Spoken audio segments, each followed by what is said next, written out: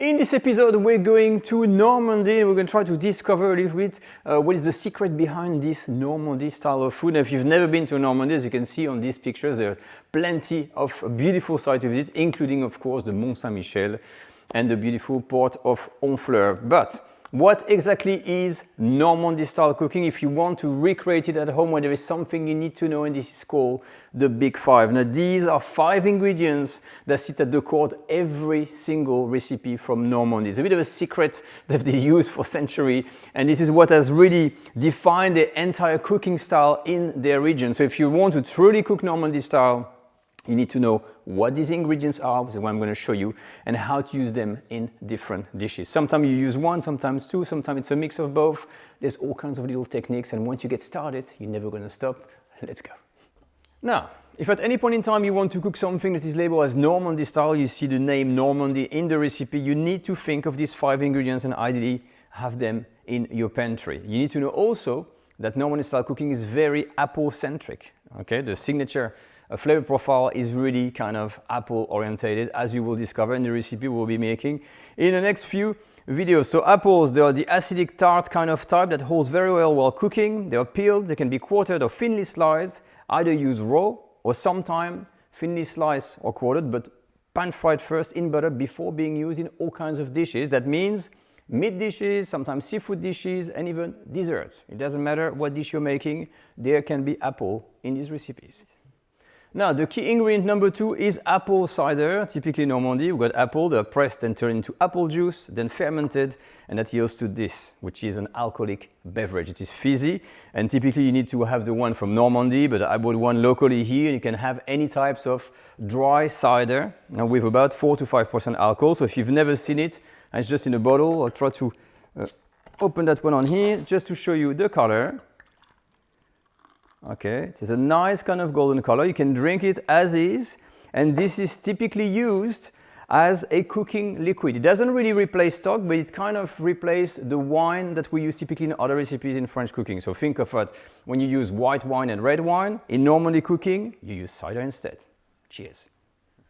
Now, the third ingredient on the list, of course, is the Calvados. This is an apple brandy, typical from the region. It is very strong, 40% alcohol, and it is used either as a few tablespoons to add an accent of flavor into the dish, again, an apple product, or mainly to make a flambé. So in other recipes in French cooking, we're going to be using cognac, Armagnac, maybe some rum or anything like that. In Normandy, exclusively, anytime there's a flambé into the recipe, you're going to have to do it with this, which is the Calvados.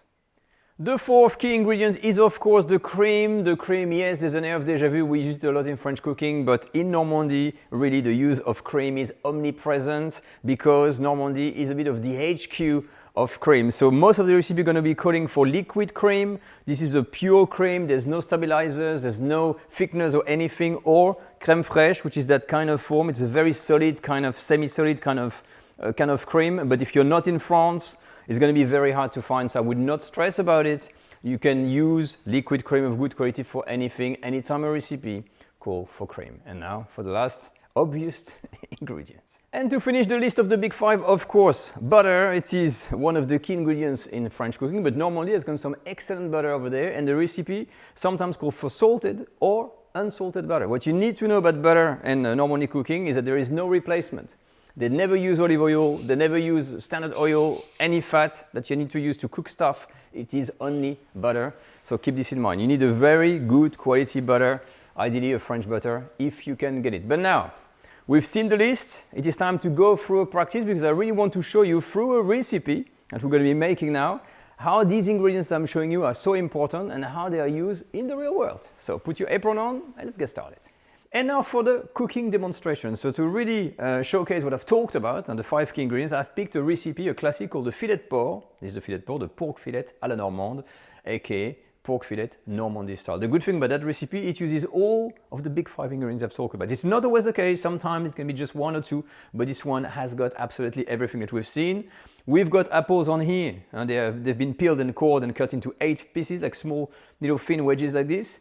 We've got the cider, we've got the Calvados, we've got the cream, and I've got butter in the fridge we're going to be using to cook the pork, the shallots, and the mushroom. It is something that is cooked in a pan, and it's like a saute pan. We start on the stove, and we finish in the oven. The mushrooms, they're gonna have to be sliced. I'm just showing you here because I like to slice them just at the last minute, just before we're gonna prepare them. I'll show you this later when we start. But now, make sure you got everything. You're gonna find all the details on the recipe.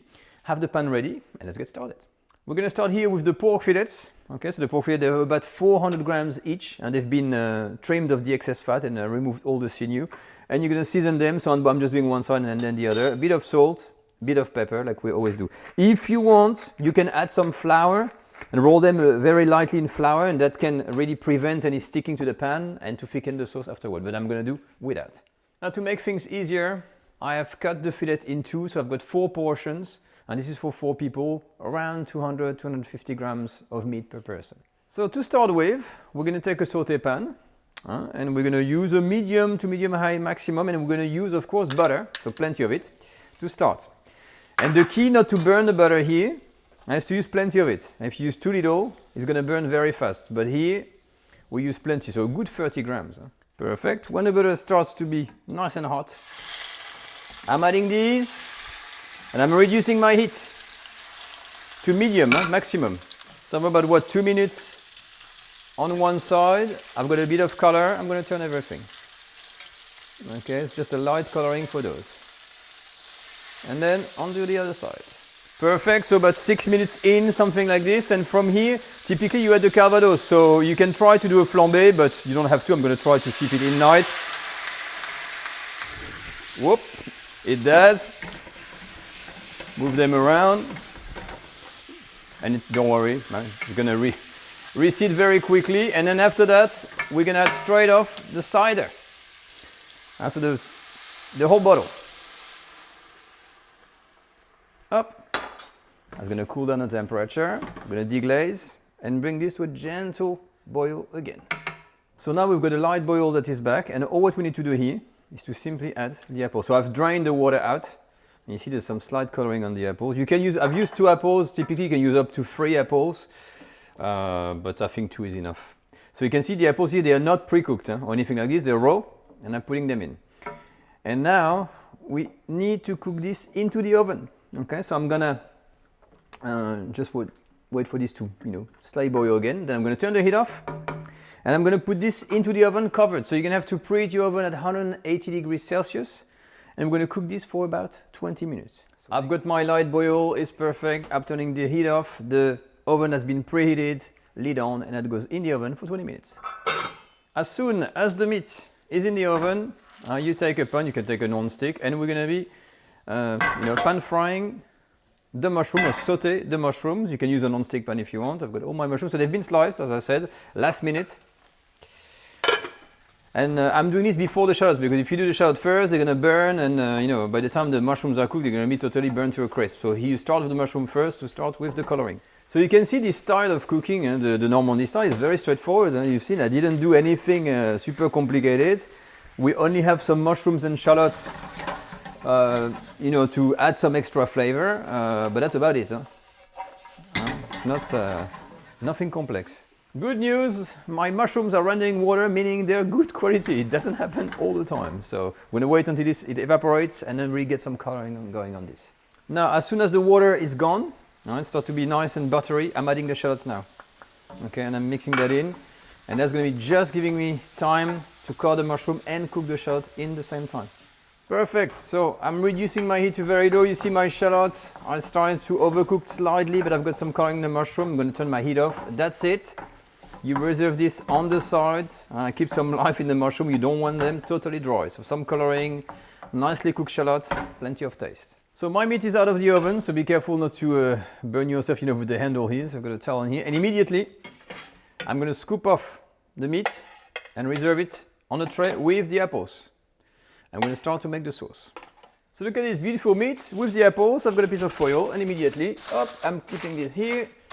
Leave it to rest while we're making the sauce. Now for the sauce, make sure don't burn your hand touching the pan because it's out of the oven. So we're going to bring this to a boil, and it's a reduction. That's all it is. So we're going to boil the heck out of this, put the mushrooms, bit of cream, and we're done. So as soon as it's boiling, you add all of the mushrooms and the shallot that you had before, okay, and you stir that in. And you keep on boiling because we're reducing. I'm going to add the cream, and all what we need to do here is to leave this to reduce, and that's it.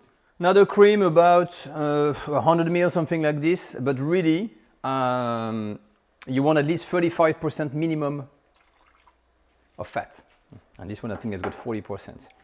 Okay, and I'm gonna have a little taste, I think. Just a second. Let's see. Ah, typical Normandy. So it's sweet, apple flavored, not too strong. You got the meaty taste in the background. Just works, just works. And now I'm gonna reduce the heck out of this. So when you're here, you don't hesitate at high heat, and you reduce that cooking liquid until you get that kind of semi-syrupy consistency, or it can coat the back of a spoon. That's all you need to know about it for this sauce making, that's it. Perfect, I'm done, turning the heat off. Look at the sauce, it's really reduced, and now you see when I move it around, it's got that really kind of almost syrupy kind of consistency. Look at this one, I've got it, it's still liquid, but when it's gonna cool down, it's gonna really thicken more and more, but we've got that spoon coating consistency. That's the most important. You got the spoon, we make a mark, it stays. So now I'm going to put the meat back in and the apple just to warm them up a little bit, and that's it, it's ready to serve. So I'm going to start with all the juices and the apples on here, up, so we don't miss anything. Mix that in, and finally the meat. And we're done, the meat is in. I'm just warming up the sauce a little bit and it is ready to serve. You can serve it like this, individually, with the whole fillet on the plate with the sauce and some garnish, or you can do a plating style by cutting and slicing each fillet with a little bit of sauce that you can filter and have the mushrooms and apple nicely arranged on the side with some rice or potatoes or anything like this, but it is entirely up to you. I'm turning the heat off. I'm gonna arrange that and do all the wrap up for the video. So well done, here's the dish that is complete. If you've been following this video and made that dish, you've actually cooked Normandy style in the true sense that is meant to be. You know, if you go in Normandy, this is exactly the type of dish you're gonna find, and that is a typical example, cooked à la Normande, as we say, because you've got all the ingredients and it is a pork fillet, but you could use pork chop or another piece of pork. It doesn't matter because the combination of flavor works really well with the apples, the mushrooms, the cider and the Calvados. It is beautiful, it is sweet, it is tangy, it is a light meatiness in the background, and honestly, everybody's gonna enjoy this. I'd like to serve this with rice or some potatoes, but you could push it again and have some you know, tagliatelles or something like that. I always like, because it makes a kind of a sweet pasta sauce with the mushroom, which is absolutely great. But try it at home. Okay, tell me what you think in the comment section. And next time in the next video, we're gonna be doing another dish using the big five, but totally different. And this time with seafood, just to show you how these key ingredients can be used and yield results that are totally different. Take care all, I'll see you next time, bye-bye.